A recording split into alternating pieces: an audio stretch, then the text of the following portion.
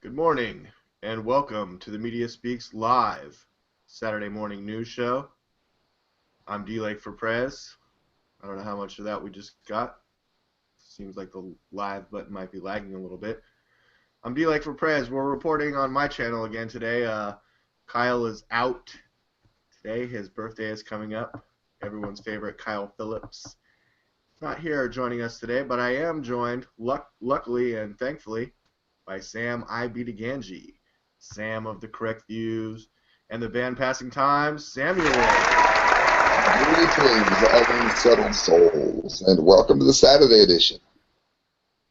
Great, Sam. Thank you so much for joining me. I had a few top headlines and article news that I would like to get into this morning and get your thoughts and opinions. For sure. Do you know that ISIS, the Islamic State of Iraq and Syria, or ISIL, or the Islamic State, or the Caliphate, they control as many as 90,000 Twitter accounts. That's a high-end mark. I have another article that says that ISIS supporters are behind about 46,000 Twitter accounts. Sam, let me go to one of two articles that I have pulled up on the topic. At least 46,000 Twitter accounts are run by ISIS supporters in the fall of 2014. And again, another news source is claiming, the Daily Mail is claiming at least, as many as 90,000. Militants use social media to impact on how the world perceives ISIS. They use the accounts to spread sick propaganda and radicalize Westerners. Terror experts reveal web-savvy militants fighting for the Islamic State in Syria and Iraq could control as many as 90,000 Twitter accounts worldwide, allowing them to spread their sickening propaganda with ease. The terror group is able to exert an outsized impact on how the world perceives it because of its shrewd use of social media and sheer number of online followers, terror experts have concluded. Now, Sam, if I could go to you on this, how many pictures have you seen of ISIS using computers, sitting at their desktop computer or social media Most accounts? likely it's probably cell phone. I've done a lot of reports recently on the way that the U.S. is either purposefully or accidentally arming them on a regular basis. And I think a lot of times, unfortunately, I worry that we lose track in this country because we have such evil, vile leadership. I think that sometimes people assume, well, it's America that's funding them, so it's America's fault. If I gave you $10 million, D-Lake, you going to go out and blow babies up with it? No, of course not. It doesn't matter who's funding these people. We already know that America is led by some of the worst people in the entire civilized world. The point is that these people are not even welcome guests in the civilized world. And I, for one, have always hated Twitter, but I may find myself opening a new Twitter account just so that I can support Twitter while they're shutting down ISIS accounts, because I'm happy to read that they're doing it. I wish that our soldiers were allowed to cover their ammunition in pig grease before they shoot the bastards myself. I mean, literally, these are the nastiest people that have had any control since the Nazis, by far and away. Or as Michael Savage said, Hitler in a headscarf. These are the most evil since World War II. Well, let me bring up some of the concerns that are raised in this article, and also if you could address this, Sam, do you think that these social media giants, in their attempt to crack down on ISIS, could potentially be cracking down on, American free speech and other stuff like that? The report by the Brookings academic J.M. Berger and technologist Jonathan Morgan says, while we do not believe that any mainstream social media platform wishes to see its services used to further acts of horrific violence, we also suspect some would rather not be bothered with the challenge of crafting a broad and coherent response to the issue. While we can sympathize with the challenges and dilemmas such a response would entail, it is clear that social media companies do feel an obligation to respond to some social standards and illegal uses of their services. So basically, it's like Twitter's not going to jump in unless you are violating their terms and Yeah, conditions there. yes. I'm glad you mentioned that because that's an important one for me. If someone says, I would like, and this is not me, I would like to see ISIS take over all of Paris. I hate the French. That, while I think it's despicable and evil, could potentially be allowed to stand. However, if you say, I would like us to call to arms and take over Paris by brute force, Allah Akbar, then that should be shut down. The same way as if, and again, this is not me, if I was to say, I think Adam Lanza needed to thin the herd a little bit. Well, that's a sick, disgusting, twisted thing to say, but I didn't technically break any rules. I gave an opinion. Again, that's hypothetical, listeners. But if I say, I'm going to do an Adam Lanza tonight, that will get your account shut down. And it should. So as long as they use the same rules and they're not infringing upon free speech, even despicable free speech, then I'm in favor of it. Well, yeah, the article does go on to talk about, the different platforms and how they address the issue of this extremism. And extremism, while raising thornier issues, merits attention, especially when faced with a rising challenge of violent groups who manipulate platforms to reap the rewards of spreading images of their cruelty. And like I scroll down the page, and here's a picture I believe may have been on Twitter. Horror. The militants also use social media to share barbaric images of atrocities they commit, such as throwing men accused of being gay off the roof of high buildings. So it appears that this individual, you can see a shadow cast on the wall being thrown off a, looks like a fatally tall building there, a few stories, for being gay, I guess. And unfortunately, though, I don't think, how do I want to word this? There's always a group of people, I think, DLAKE, who unfortunately enjoy watching things like that. I remember I am a horror movie fan of legend, and I had a friend of mine tell me that I should watch at the time that they were new, The Faces of Death.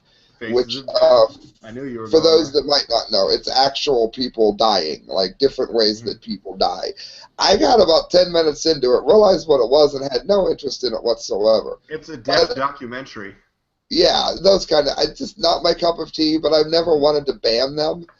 I think the proper way to do it would be to do what America did at the end of World War II. And every time we killed Nazis, we made sure we put it on there. Every time we had a situation where we blasted a bunker open, or we kidnapped Nazis, or we shot Nazi soldiers and left them burning in fields to win the war. And when we went after what they called werewolves at the end of World War II, which were Nazi diehards that continued to fight after the surrender, we had to firebomb their caves. The answer would be to show the world what we do to ISIS in reply, and rather than banning something that, again, it's only going to make more people find it. I looked for the burning of the Jordanian man to report on it.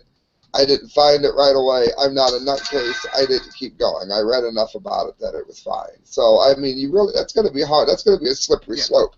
Because if you do that, now you've just banned everything. The censorship is a slippery slope. I do believe that's what you're trying to say. Twitter has started suspending accounts linked to ISIS by the time the research was started. But the author said this created a new risk, arguing, while suspensions appear to have created obstacles to supporters joining ISIS's social network, they also isolate ISIS supporters online. This could increase the speed and intensity of radicalization for those who do manage to enter the network, and hinder organic social pressures that could lead to de-radicalization. Further study is required to evaluate the unintended consequences of suspension campaigns and their attendant trade-offs. Fundamentally, tampering with social networks is a form of social engineering, and acknowledging this fact raises many new, difficult questions. Social media companies and the U.S. government must work together to devise appropriate responses to extremism on social media. Do you agree with that? Do you agree with that part right there? Social media companies and the U.S. government, must work together, Sam, to devise Well, appropriate responses to extremism on social media.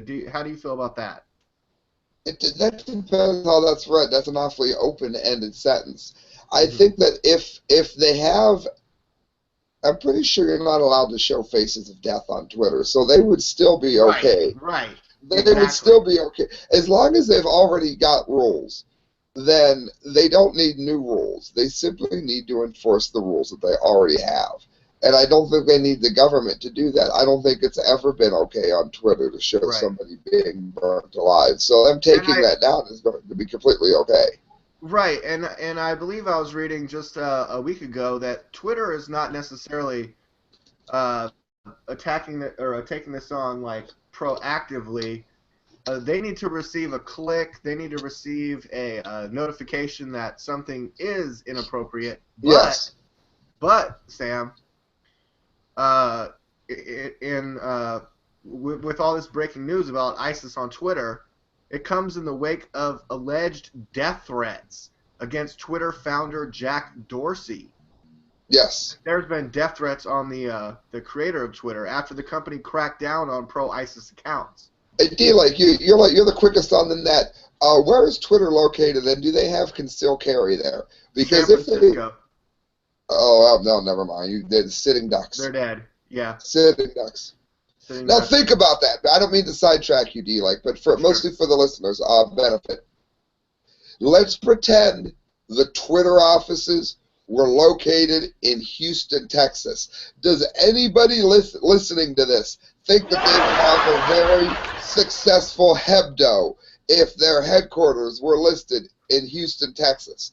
I, D-Lake, happen to think that more Yeah. people would live in Houston than San Francisco. Am I politically incorrect? No, not at all. I mean, we've seen broadcasts of Infowars where they're like, welcome to our studio if you can find it. We're all armed to the teeth.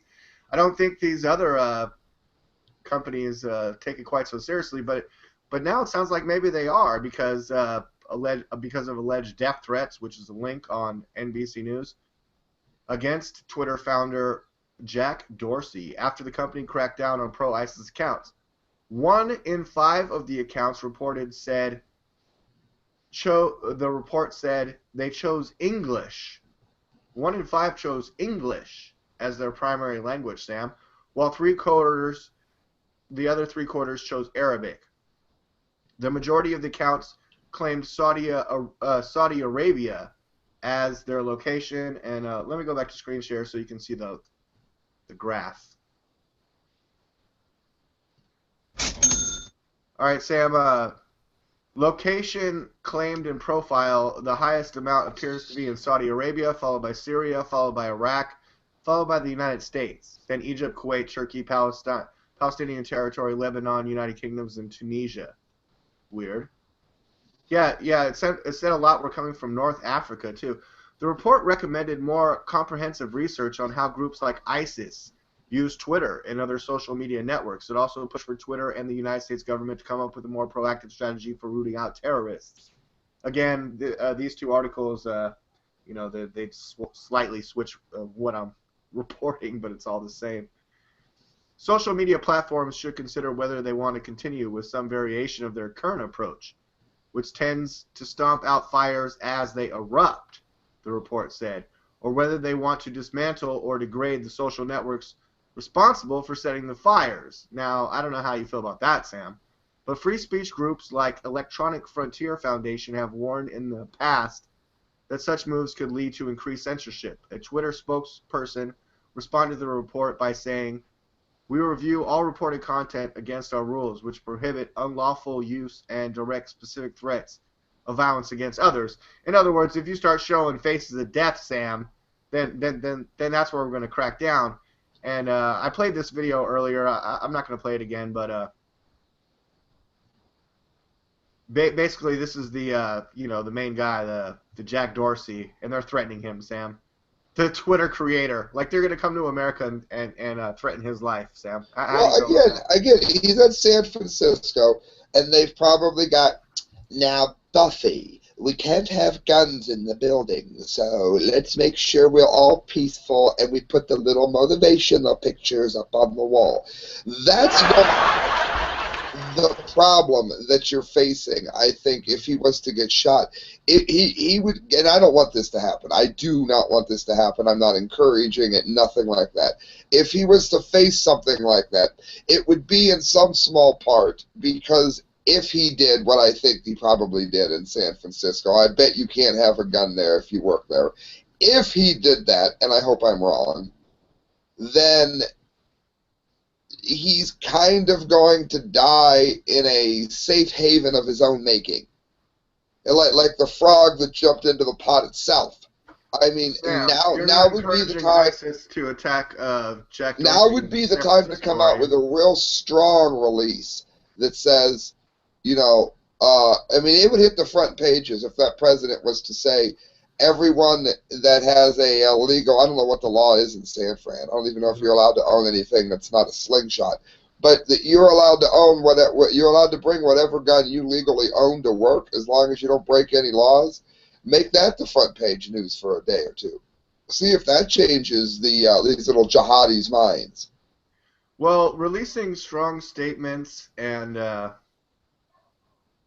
trying to cover up or lead the narrative on a certain subject actually is a perfect segue into our next topic, Hillary Clinton's private emails. Sam, are you aware of this breaking scandal this past week? Yes, and I want to watch how I word this carefully. I'm greatly concerned that.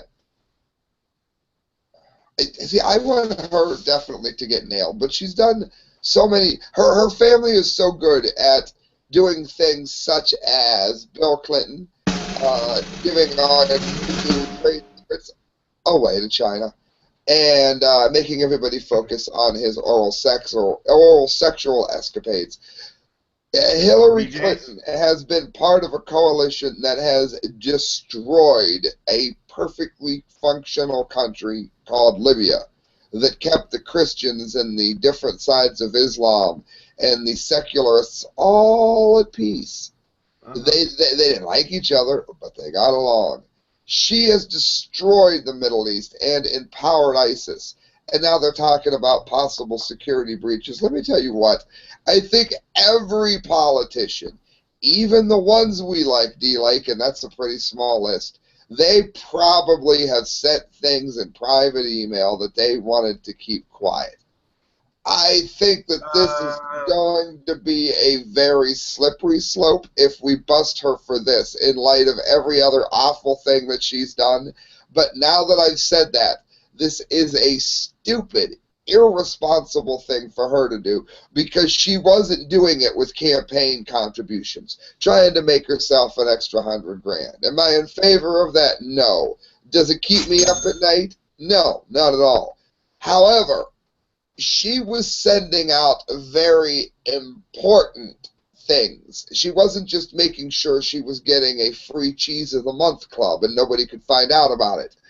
So in that regard, I can see going after her tooth and nail. If she conducted official business on her private email that was set in her Chappaqua home on a server in Eric Hotaham's name, I mean, I covered it earlier this week, but yes, but you know, here's how we're going to deal with it.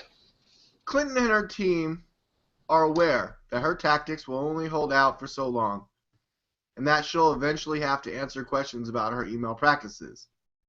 But she and her advisors are aiming to delay that moment. And see, Chris Lehan, is Democratic strategist, is quoted as saying, "It makes sense to settle in a little bit." People have very short memories. So a Clintonian strategy in this article is described as the the tested Clintonian approach. Take a concrete step to ease the pressure, then wait out the storm, according to 3 sources with knowledge of her team's approach. So, you know, a little bit of juice comes out, and then they're just like, just don't say anything. Just don't talk about it. Just stay in hiding. Just don't even address it. Say like 1 or 2 tweets. And again, I mean, Clinton's on Twitter like ISIS is. I mean, the hope of That's not going to help in the long run, though, because somebody will bring it on in the debates. You mean to tell me that Rick Perry or Rand Paul isn't going to make sure that this is said loud and proud? I think the only one stupid they're not actually, bring it up would be Chris Christie. Yeah, but in this article it even says that an added benefit to the Clintonian approach is the potential for Republicans to overreach and overreact while Clinton stays silent. See, that's her Rose Garden tactics. Time-tested as they are, pose substantial risk to her, though. The era is different than when they were last deployed, with congressional committees probing and the constant stoking of Twitter. The furor may not be fully extinguished by simply sitting on it, especially with new revelations on her emails, the Clinton Foundation, or something else. These are generating to be big scandals. There's a danger she'll be faced with questions so pressing they demand immediate answers or risk derailing her presidential ambitions. And an awesome article that I went to, Melissa Melton and Aaron Dykes on TrueStream Media, they're talking about, well, Clinton hid those emails on her private server in Chappaqua under the name Eric Hotaham. $6 billion,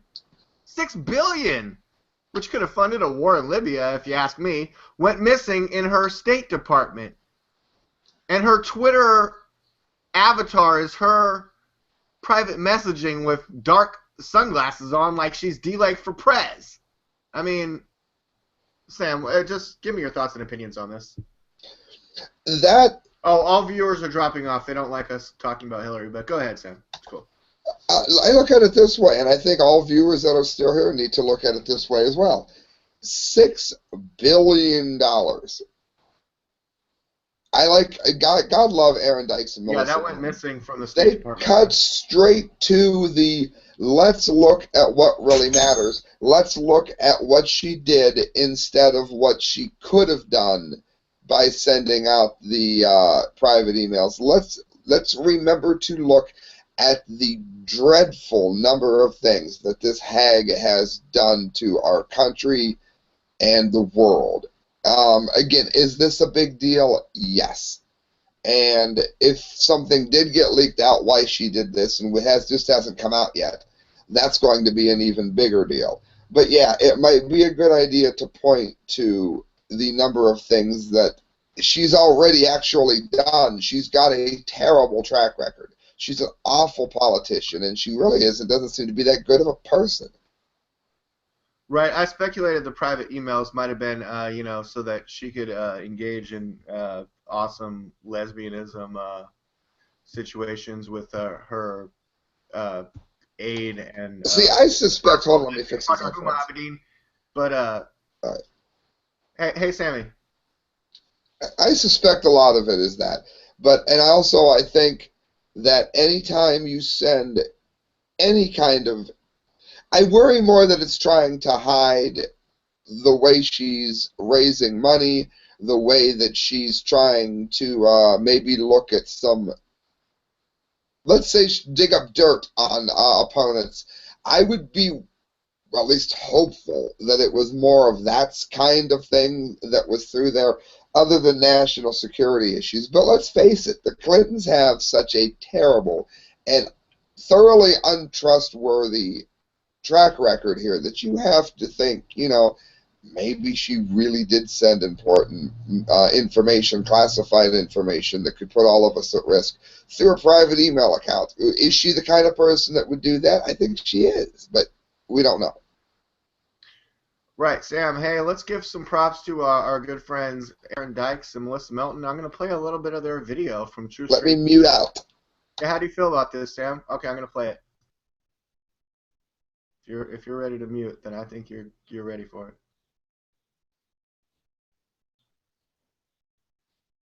Come on, YouTube, you can do it. Okay, Sam. It's coming, Sam. I swear it's loading. Dykes here for True Stream Media, and without a doubt, government. Here we go.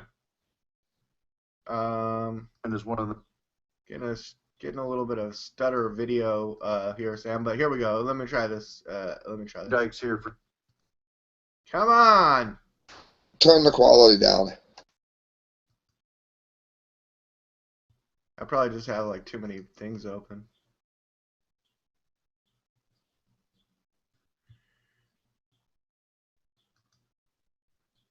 I really want to give this video a shot. Well, once it starts, I'll shut up. But I do want to say why it loads. I think the most damning piece of evidence is that she has so many strikes against her, and she gets such utter forgiveness, that I do believe that people in our nation are stupid enough to join ISIS. All right.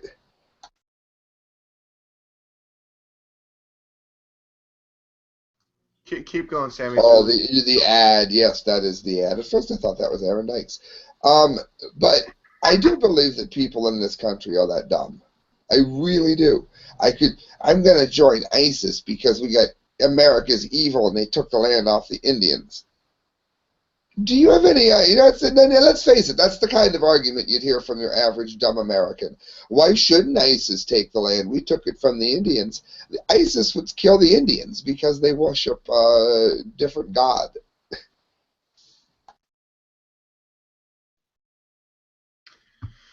Every time I get ready for the video, every time I shut up. I know. It's really disturbing me here. Well, if we just keep talking, forget it's it. always the magic genie to make it begin to work almost immediately. And people listening to this, please remember that you see how this isn't working? That's Google in action. These are the people that are going to tell you what honesty is. One of the most corrupt institutions on the face of the planet. Washington, D.C., one of the most corrupt spheres of that corruption.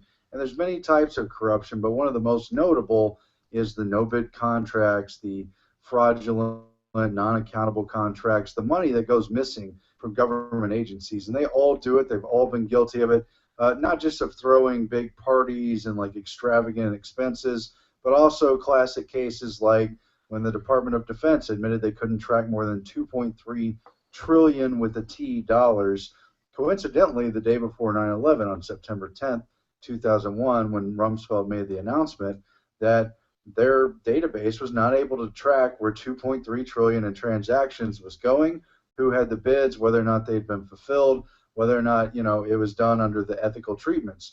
And we've heard about things like Cheney, who had been at Halliburton inside the Bush administration. Halliburton reportedly making more than $40 billion in the Iraq War, while thank you. Sam, basically, Aaron Dykes making the case for this being, a long line of these same type of cover-ups.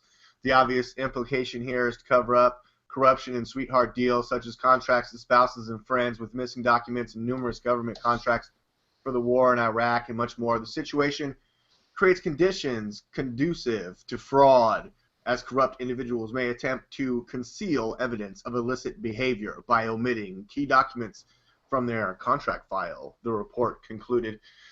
Sam, I mean, can you just wrap up your thoughts on someone at the highest cabinet level of the Obama administration, the Secretary of State, having her own private email accounts and possibly conducting official government business that could have been hacked?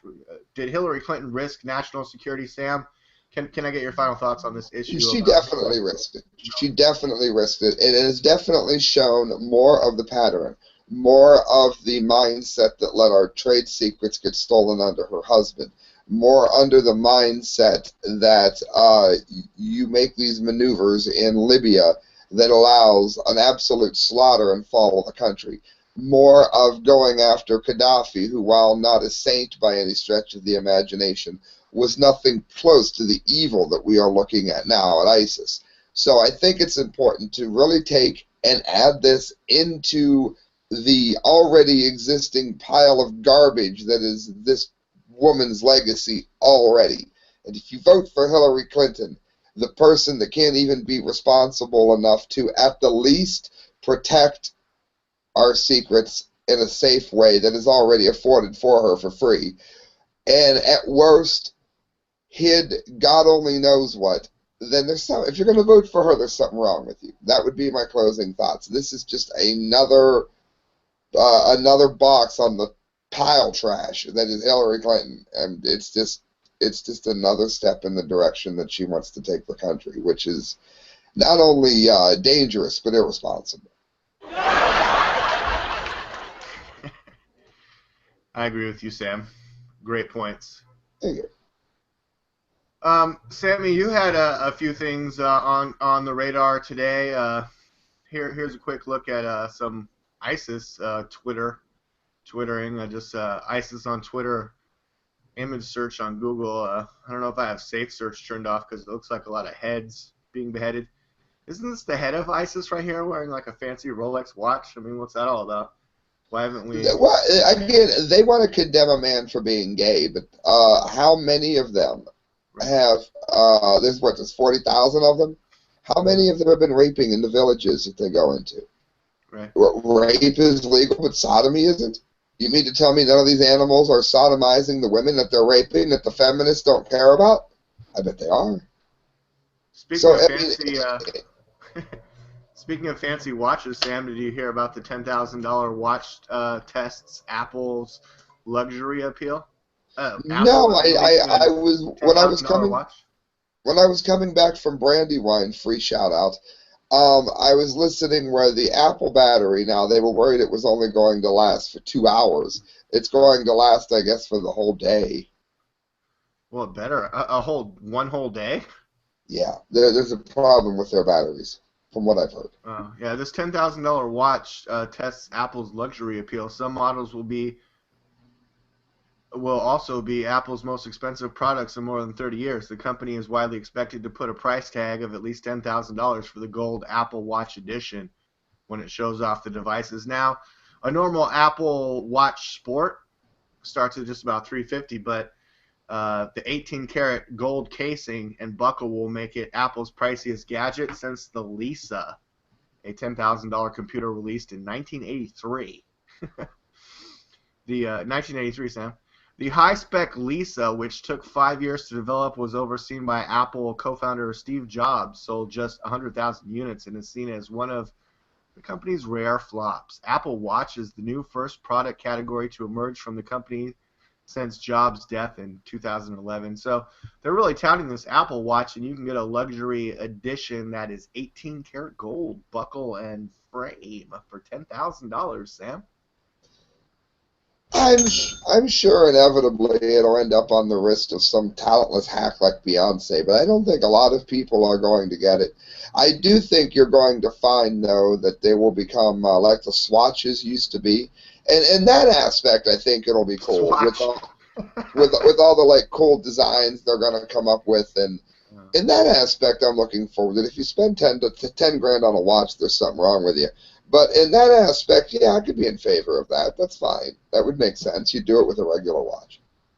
Now, Sam, I know you really liked my report last week about ISIS destroying, or IS or Islamic State destroying ISIL. You want to call yes, it friends, if you haven't watched it, make sure you do. There are times that we report on things because we think that they're important, and there are times that we report on things because we are simply very passionate about it, and it was one of DLAKE's best. Well, yeah, I am passionate about anyone destroying ancient archaeology sites and artwork, even if it's in Mosul, Iraq. But ISIS is continuing their campaign there. The Sunni extremist group has been campaigning to purge ancient relics. They say promote idolatry. You know, idols, worshiping idols, Sam? Well, that violates their fundamentalist interpretation of Islamic law, Sam. And you remember earlier in today's show, I was showing this picture of horror I'm not on screen share, but the militants also use social media to share barbaric images of atrocities they commit, such as throwing men accused of being gay off the roof of high buildings, Sam?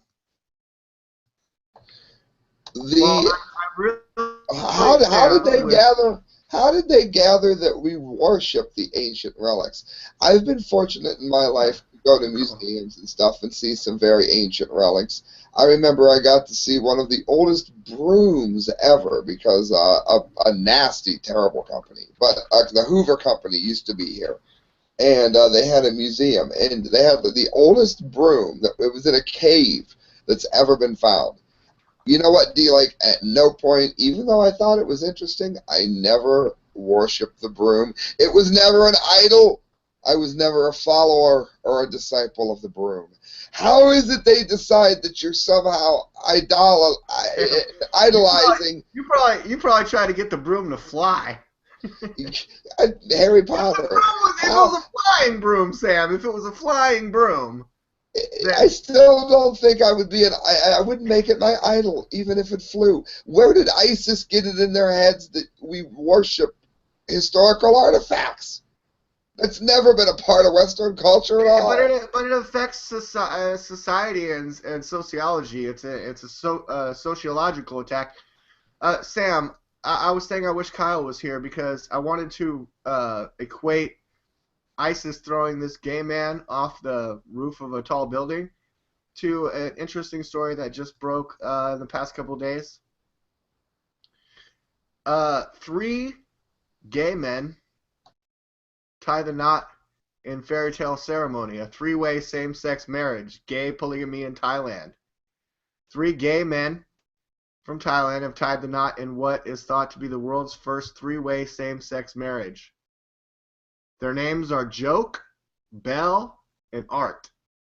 They took the plunge on Valentine's Day after exchanging their vows in a fairy tale ceremony at their home in the Thani province of Thailand. The 3 blushing grooms are thought to be the world's only wedded male threesome and have since become internet sensations after photos from their big day went viral. Now, Sam, if this was me, you, and Kyle, who would be standing in the middle there? Now, this one mustachioed gentleman is always in the middle. I don't know if that's Joke, Bell, or Art, but look at these. Art Bell, Joke, Art Bell, Joke. But one of the guys' name is Joke. But take a look at these gentlemen. Everything is like sort of like pseudo-phallic in these pictures. Wait, you got to see the best one, Sam. Okay, look at this one. This is a good one.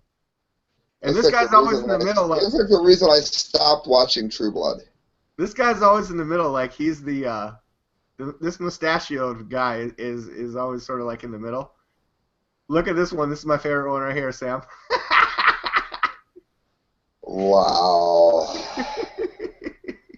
3 gay men. According to Joke, same-sex marriages are just as valid as any legal sanctioned ceremony and are treated as such. He said, now Thai society has a better understanding of sexual orientation as many same-sex weddings appear on TV, newspapers, and social media.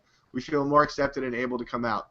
But I don't believe the world has ever seen 3 men get married before. This is something new. Most people all around us can accept that, and many believe, and many people have given their blessing.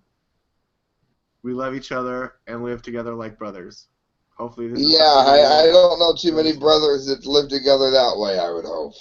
Where there's always... I was proposing me, you, and Kyle all get married, you know? We can live together at my house. You guys can all rub my temple. These 2 guys... Get along like brothers. These 2 guys have their hands at the base, and this guy's got the sort of the shaft area. This guy's got sort of the cap area, I guess you would call it, the head area. Their picture went viral all right. I bet you some of the funniest memes that have ever been written have been written as having been inspired by this. Good Lord. Well, ISIS is going to go on Twitter and throw these guys off the rooftop.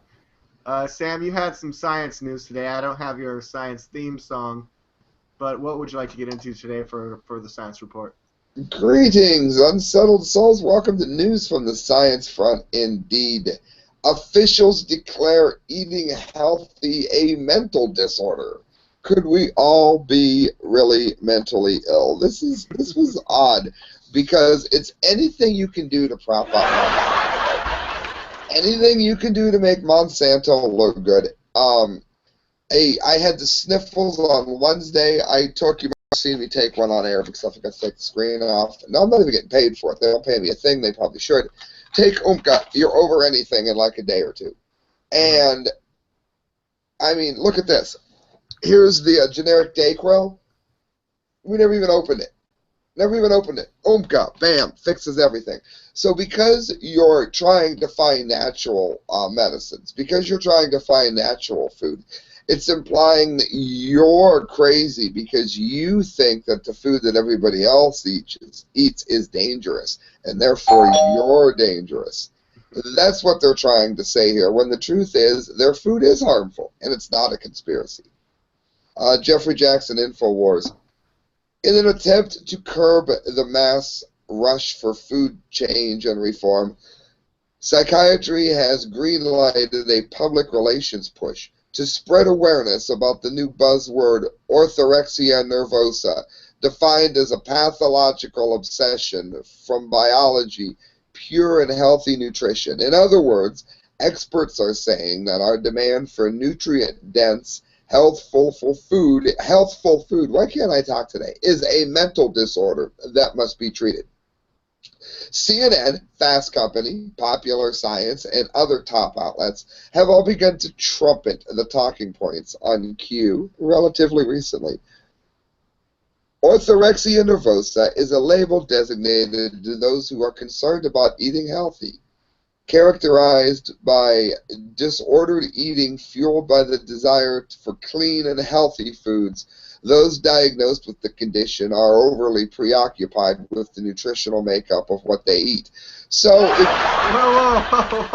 just eat your GMOs and don't worry, because even though the science has proven that it's dangerous in every study that Monsanto or some like group isn't affiliated with, you're crazy for following good science.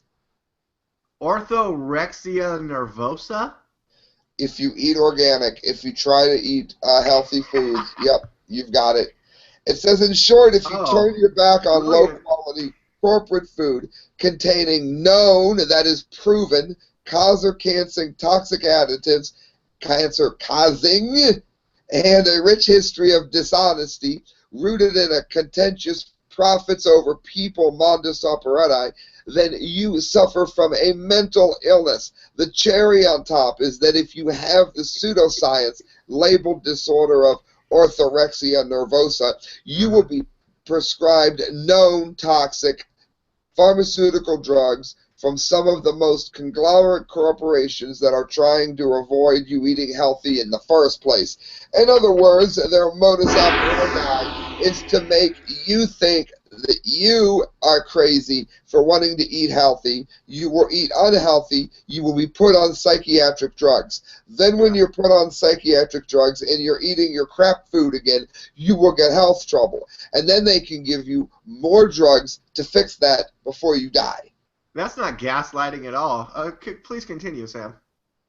Orthorexia has not found its way yet into the psychiatric Bible, that would be the DSM, yet it is commonly being lumped in with other eating disorders. Stepping back and looking at the ones pushing the label shows how highly questionable the motives are. Of course, because the people that are behind it are the people that have told you it was safe when the rest of science has said no, and other countries are banning it. So what, does that mean the whole country has it, DLAKE, if they ban GMOs? Yeah.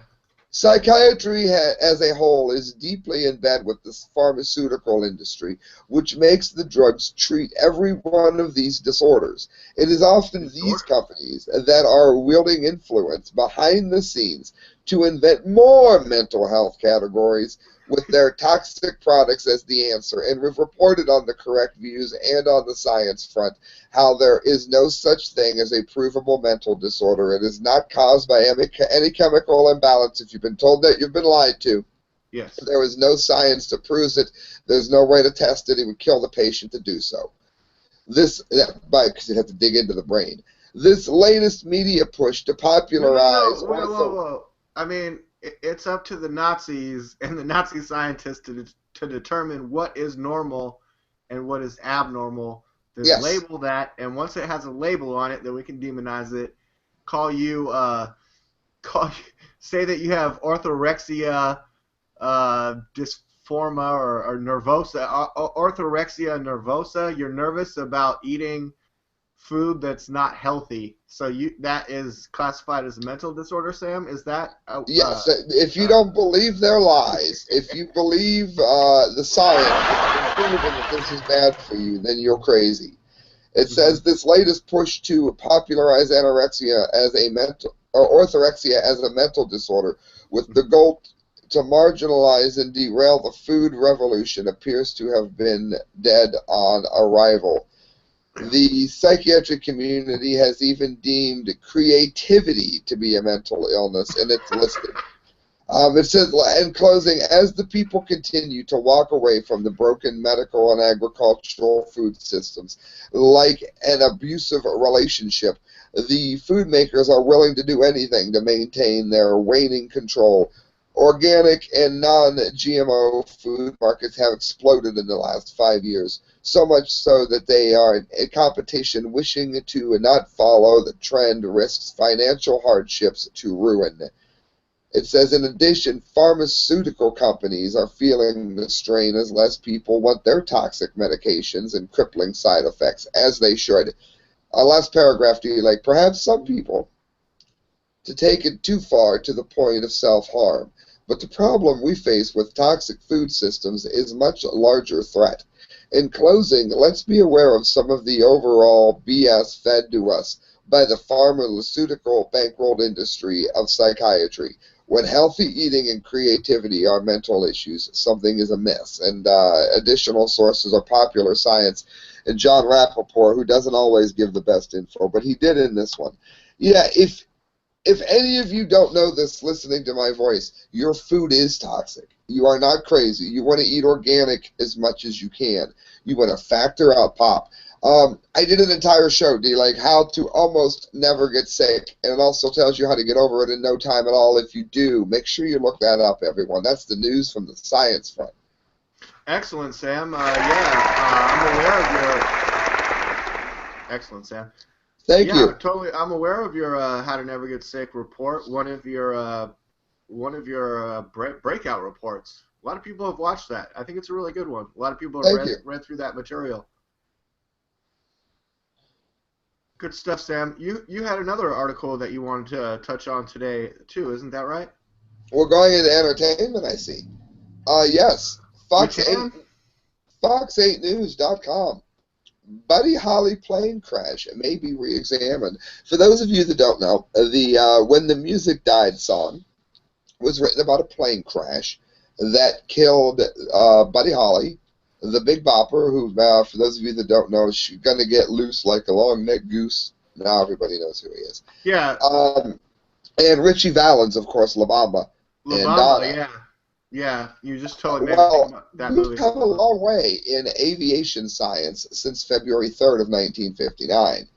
And as such, we might have a better understanding of what actually brought the plane down.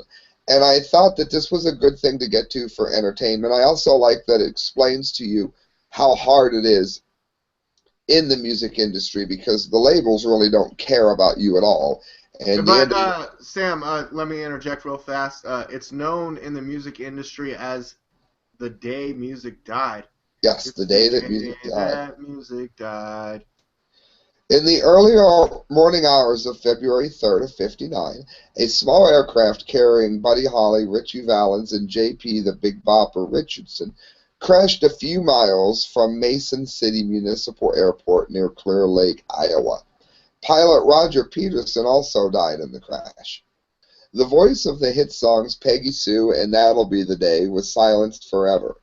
A few months later, the Civil Aeronautics Board blamed the accident primarily on the pilot error and secondarily on the snow. Now, the National Transportation Safety Board the successor of the Aeronautics Board, may be taking another look.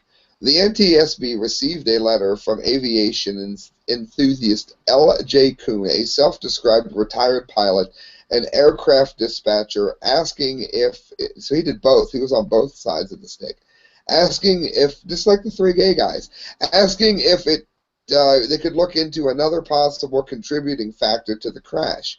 They include the aircraft's weight and balance calculations for passengers, baggage, and fuel, possible issues with the rudder panels, and possible carburetor induction icing.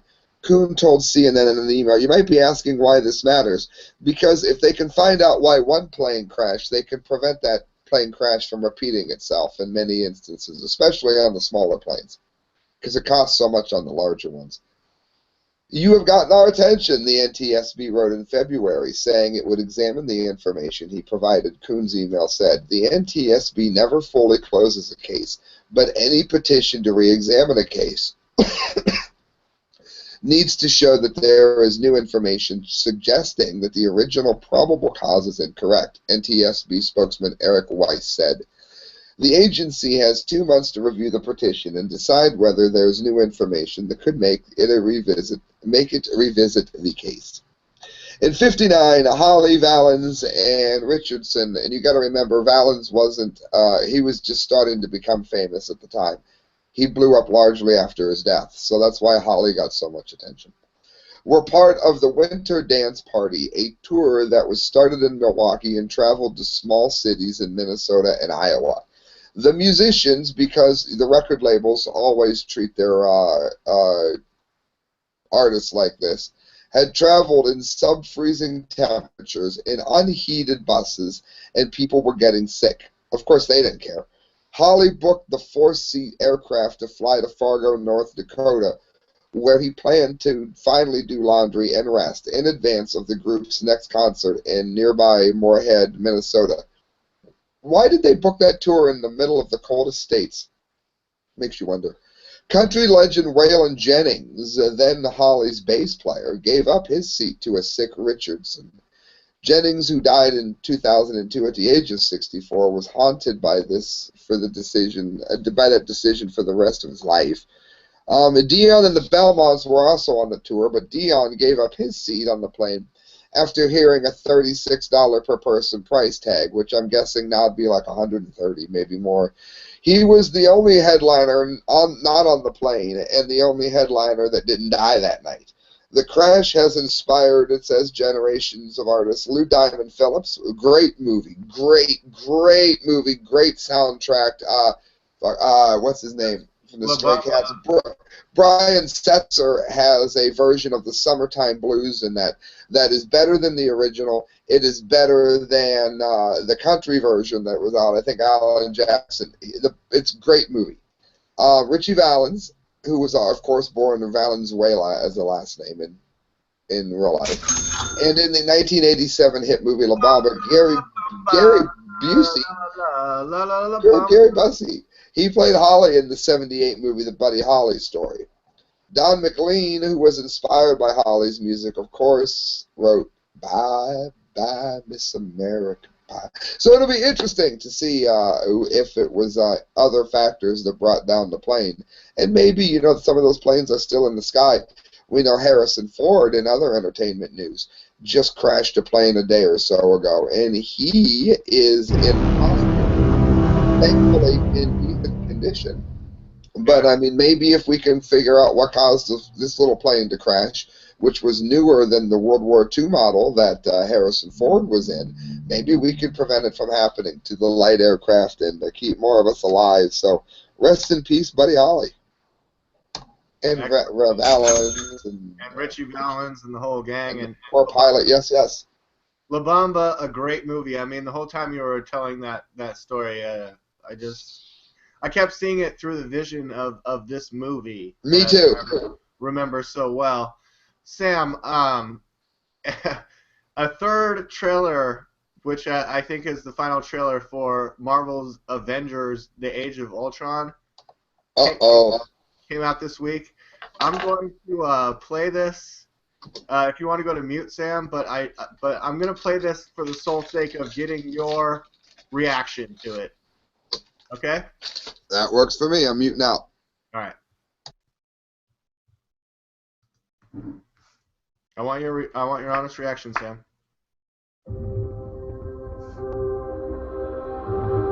I was designed to save the world. People will look to the sky and see hope. I'll take that from them first. There's only one path to peace. Their extinction. I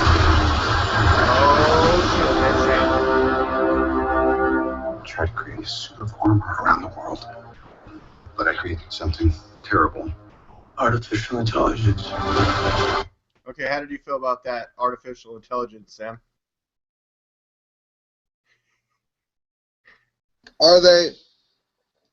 I'm. Are they trying to say that they're going to make them not human? I mean, obviously obviously not human, but I mean they're going to. That's a bad way to word it. Ultron is a robot. Yes, artificial intelligence. The villain in this movie is a robot essentially with artificial. Okay. But basically, Tony Stark created the enemy, so that's going to create a lot of challenges. Let me play the rest of the thing and then get your final take. Just wanted to get a little commentary in there. Here we go. It's called the Ultron program. I'm sick of watching people pay for our mistakes. This is why we fight. We can end the fight and go home. Yes.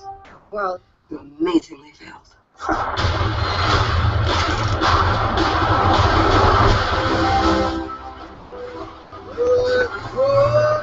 Here we all are. Nothing but our wit and our will to save the world. So stand and fight. No way we all get through this. We got no plans tomorrow night. I'm always picking up after you. I think Nick Fury has a new eye patch, so that's exciting. Boys. We can tear them apart. From the inside. What? That's the best you can do! Badass.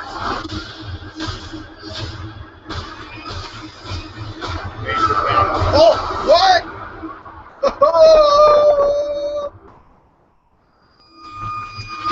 Oh shit. Oh shit. Sam, I'm in Major Boner Town. How did you feel about that Avengers Age of Ultron trailer? I haven't seen any of the Avengers movies. I've always been more of a well, I have seen Spider-Man. I should say Marvel. I was more of a DC person, but that looks like it's going to be a real kick-ass movie. It really, really does. I'm going to have to see that one. Are you a fan of Captain America, Iron Man, the Hulk, or Thor? Any of those characters? Mostly out of them, Captain America. Yeah, he's pretty badass, right? I'm also looking forward to see what they do to Aquaman in the other one. Oh, yeah. Yeah, we talked about that before. New images were released of Aquaman. Did you know that also this past week, new images were released of Battle Cat? Do you remember He-Man's Battle Cat from Masters of the Universe? Do you remember that? There was a new image released. I had the castle and the toys.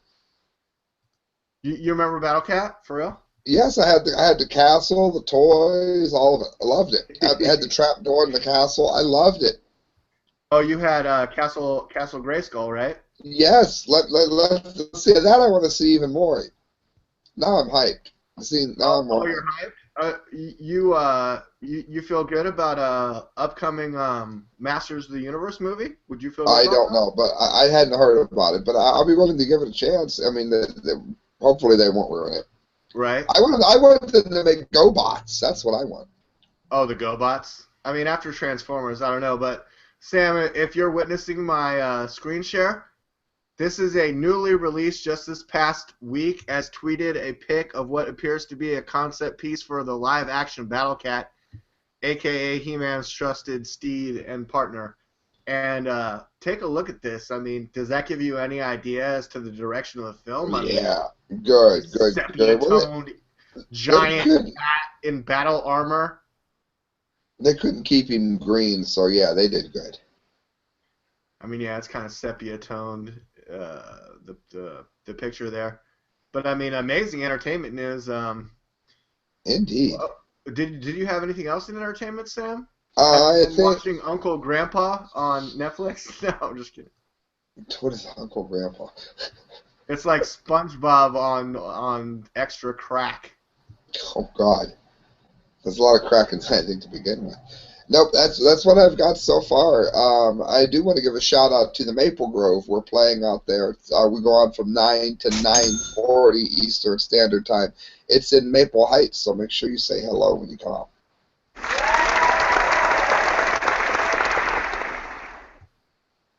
Excellent. And I wanted to point out that Sam and I are working together on some new stickers for the band Passing Time. Gonna be wicked. Passing Time. Yeah, and I appreciate you hyping up Sticker Junkie on your channel. For and sure. Also, I wanted to hype up Passing Time's Kickstarter link where people can help support the band, possibly get them on a major label or something like that, Sam. Is that right? And you have a More of awesome a drummer marketing. and a great bassist player and a cool singer, and like you're on keyboards and your brother is sort of sometimes in the band and stuff, or what's going on with that? Oh yeah, he plays theremin and keyboards. He's always in it. He just changes instruments a lot, and it's an indie. It's a smaller label with a major marketing deal, so it's hopeful. Thank you, DLAKE, and thank you for listening, guys. Go to Kickstarter. Look up Passing Time's Kickstarter page and help us. It is a 3-minute video. It describes it all, and we're trying to get out there and make it happen. All right, great. Well, I'm trying to help on my end with some awesome You're the stickers. man. I got the designs. Feeling really good about that. Sam, thank you everyone for joining us today on David Lake's channel, DLAKE for PREZ, to discuss, ISIS on Twitter, Hillary's secret private emails, and her lesbian affairs with Huma Abedin. I mean, how did you feel about any of these email revelations on Hillary's secret private email? Do you think we'll get anything juicy out of this, like some kind of like late night lesbian talk with Huma Abedin? Sam, do you think we'll see any of that? She'll say, "I used a different email account." What difference does it make? What difference does it make? All right, well, Kyle Phillips of the Media Speaks, his birthday is coming up this weekend, and we all wish him a happy birthday. You can find us on the internet by searching The Media Speaks, The Correct Views, David Lake, Sam DeGangi. Even though he doesn't really like to use his real name that much, he's kind of like Hillary Clinton. He has this, he's using aliases on his Facebook accounts. They might get deleted. I don't know why you would delete Sam's account and not one of these ISIS Twitter accounts instead. But yeah, the reasoning behind that being that Correct Views might be 2 people soon. We don't know yet. Maybe picking up somebody to do Tuesdays and Thursdays. I don't know. Oh, that'd be great. All right, well, let's all look forward to that. Everybody, have a great day. TheMediaSpeaks.com, DLAKE for PREZ.